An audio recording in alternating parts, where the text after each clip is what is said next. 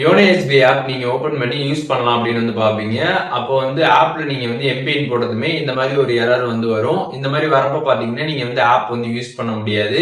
இது எதனால வருது, இதை எப்படி பிக்ஸ் பண்றது அப்படிங்கறத பத்தி தான் டீடைலா அந்த வீடியோல பார்க்க போறோம். பாக்குறதுக்கு முன்பாக சேனலை சப்ஸ்கிரைப் பண்ணிடுங்க. வீடியோக்குள்ள போலாம். யோனோ எஸ்பிஐ ஆப்ல நீங்க வந்து எம்பிஎன் போட்டு லாகின் பண்ணலாம் அப்படின்னு வந்து பாப்பீங்க. அப்ப பாத்தீங்கன்னா வந்து ஆப்குள்ளே வந்து என்டர் ஆகாது. இந்த மாதிரி பாத்தீங்கன்னா எரர் மெசேஜ் தான் வந்து ஷோ ஆகும். எதனால அந்த மாதிரி வந்து ஷோ ஆகுது அப்படின்னு பாத்தீங்கன்னா இது வந்து அந்த சர்வர் மெயின்டெனன்ஸ் வந்து பண்ணுவாங்க. அதனால பாத்தீங்கன்னா இந்த மாதிரி எரர் மெசேஜ் வந்து வரும். அப்படி இல்லைன்னா வந்து ஆப்ல ஏதாச்சும் டெக்னிக்கல் இஷ்யூஸ் வந்து இருக்கும். அதனால பாத்தீங்கன்னா இந்த மாதிரி வந்து வரும். ஸோ இது பாத்தீங்கன்னா வந்து அதுவாகவே ஆட்டோமேட்டிக்கா வந்து ஃபிக்ஸ் ஆயிடும். நீங்க எதுவும் பண்ண தேவை கிடையாது. கொஞ்ச நேரம் வெயிட் பண்ணிட்டு நீங்க அப்புறமா போய் ஆப் ஓபன் பண்ணி நீங்க லாகின் எம்பின் போட்டு பாத்தீங்கனாலே உங்களுக்கு வந்து ஆப் வந்து ஓபன் ஆயிடும். நீங்க வந்து யூஸ் பண்ண ஸ்டார்ட் பண்ணிடலாம். நீங்க வந்து சீக்கிரம் சரி பண்ணணும்னு நினைச்சீங்கன்னா ஒரு சில ட்ரிக்ஸ் எல்லாமே இருக்குது.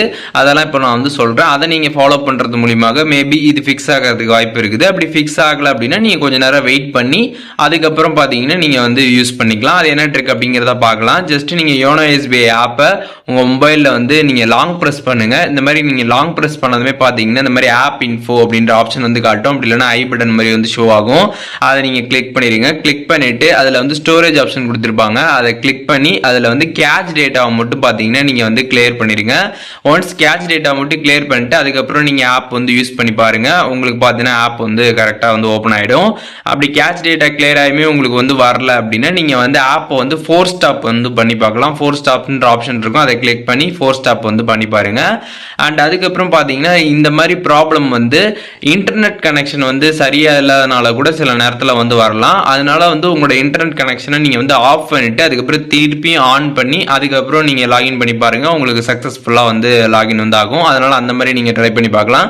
அண்ட் ஃபைனல் ஸ்டெப்பா பாத்தீங்கன்னா வந்து யோனோ எஸ்பிஐ ஆப்புக்கு பிளே ஸ்டோர்ல ஏதாவது அப்டேட் கேட்டு இருந்துச்சு அப்படின்னா அதை ப்ராப்பரா பாத்தீங்கன்னா வந்து அப்டேட் பண்ணி நீங்க வந்து யூஸ் பண்ணுங்க.